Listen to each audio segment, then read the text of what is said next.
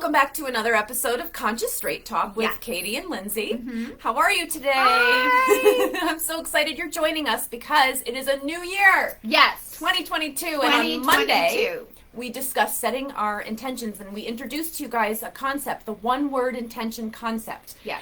And we kind of wanted to talk a little bit more about that today and how to utilize that one word, because it is such a powerful thing. It is such a powerful thing, and you need to break it down into little steps. And so we want to talk about little goals that you can create to make this intention word occur for you during this new year. Right. And it is such an amazing thing, because this is why I started the practice. I've been doing this practice since 2015, and it really does. It has changed my life and helped guide me. I haven't been doing it. And so, well, you're just learning. I'm doing it this year. I'm going to do it this It's year. a newer concept, and it's taking people. It's a whole shift, because the thing is, how I came upon it was I was making these crazy New Year's resolution lists. Like a lot of us do. Like 15 or 20? Yeah, easily. Okay, that doesn't work. And a long list of things, right? And a lot of my clients were, and we try to stick with it all year. Right. And, the fact is, 58% of us, by February, are falling off. That's like the people in the resolutions. They're there and then they're not like there. we were saying, January, it's packed. By February, it's empty again. Right. I was going to say something, but I lost what I was going to say, so it'll come back in a second. Yes. But 58% of us are off the bandwagon. Oh, the small little goals. What was I saying about the small little goals? Well, you've got to create them, but we'll get to that. We're going to talk. Because the thing with goals is, right, if we're just setting goals, that's going to leave you feeling empty. Mm-hmm. You're either going to reach that goal. I got it. And then what? Yeah. Well, reach that goal and then what?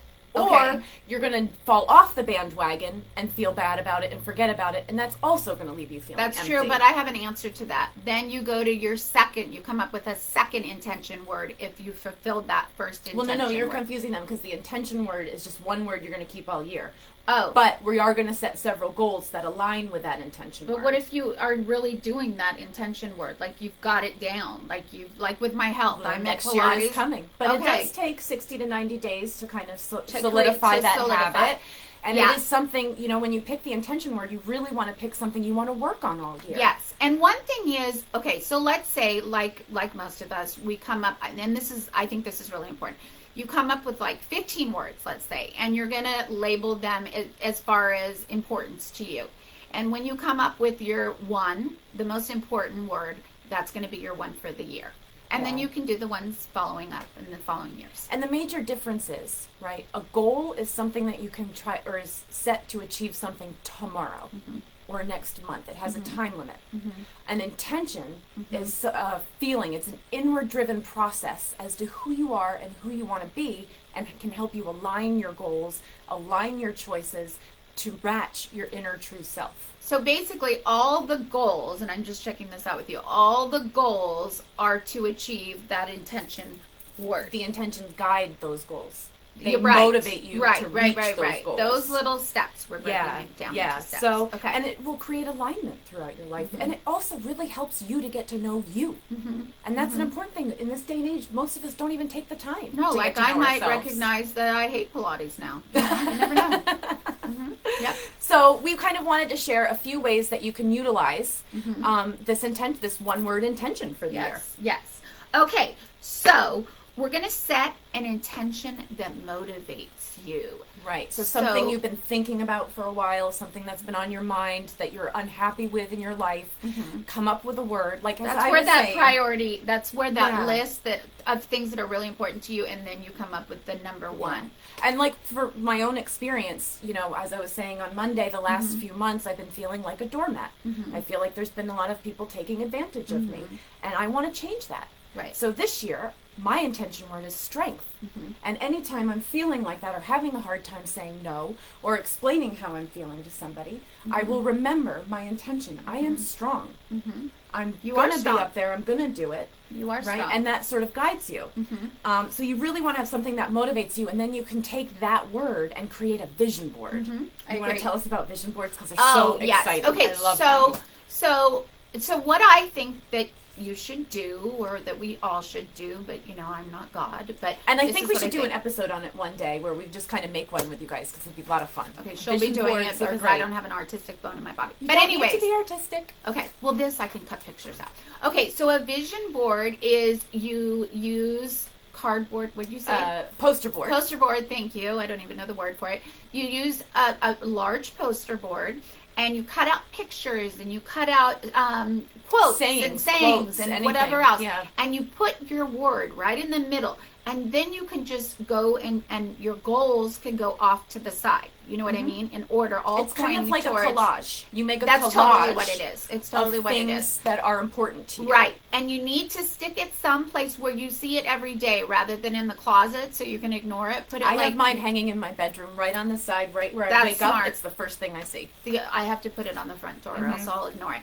Okay. So and then I think writing is so powerful, writing things down. And also, I just want to notate, if you're also an artist, I have seen people do vision boards where they handwrite stuff on or they draw something in there. Right. It's your board. You can do, sky's the limit, anything you want, right? I'm going to have her paint something because I can't paint. But anyways, okay, so I think it's very beneficial to get a paper planner. Okay, rather than on your phone, but everybody's different, but I think it's really important to get a paper planner. And so we know what our yearly goal is, or our yearly word, okay? And then on the month before, the page before the month, so there's always a page before that's blank, usually. Yeah. So, well, this is separate from the vision board. So this was another tip we wanted to tell you guys. Well, this is after the vision board. You want to take some time and make 3 different lists. You want a yearly, a monthly, and a weekly. And a weekly. And she's going to explain with the planner. Yes. So you take your planner, and so it's the page before the month, and then you're going to write your monthly goals on that page. And then when you get to your first week on the right, there's usually space, and you're going to write your intentions for that week. The goals. The goals. And then you can do daily goals. I know on each little square, daily goals really help me. I don't know. Do they help you? Yeah. And like I said, your intention helps you align that. So when you're thinking about, I know with you chose the word health this year. So when you're making your goals, you can think, I really want to be healthy this year. How can I achieve that in the short term? And that intention will help you stick to it. And also, you guys hear me saying this all the time, and get used to it because I'm going to keep saying it. She's going to keep saying it. The writing is very important because that brings your subconscious to your conscious, and then your brain is forced to deal with it. We can no longer store it away. We can no longer pretend it's not there, right? It's in writing. We're reading it. We're processing it. We can't be in denial with it. And we never talk about laws of attraction, but we should, get there. Because that's also a huge part of it. Writing it, putting it out to the universe, feeling it. That's also with the intention word, because you're feeling it, you're intending it, you're going to attract it to you as well, right? And that's a super important thing. Now, one other tip we wanted to share with you guys is to be realistic. Right? Oh, okay. Don't be too pie in the sky. And that's where I said with the walking, like, come on. It's just, and then I've said this before, and it's so important. We all fall off the bandwagon, okay? Yep.